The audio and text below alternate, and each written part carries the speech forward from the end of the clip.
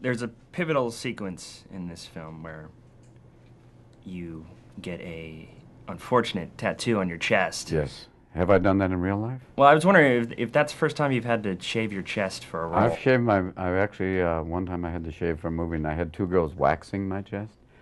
After about an hour or two, they said, "Do you mind if we take a break?" Well, as a fellow hairy-chested man, you've always been an inspiration. Yeah, when you have this thing, if it looks like a small dickie coming out of you, like that weird kind of. When people go like, "We have to shave that." Maybe you're right, but it's scary.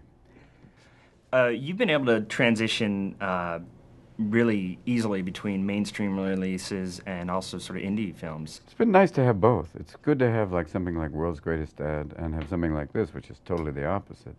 For me, it's kind of the good news is to do something with a friend like Bob and just to have totally kind of off the radar, so you're free to kind of just try something really unusual, and then do something like this, which is mainstream but still fun, and working with people where you go, it's a good time. That's kind of the gift, where you can have passports for both.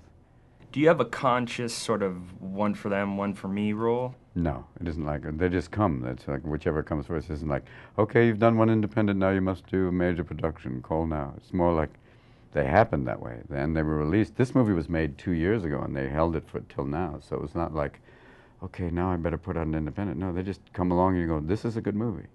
You get to play sort of a straight man in this. Totally, which is cool.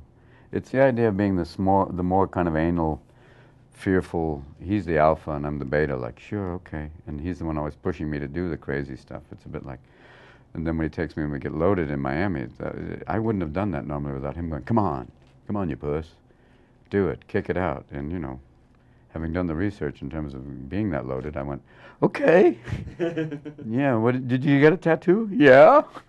Are you normally the one exerting the peer pressure? No, actually, I'm the quieter one.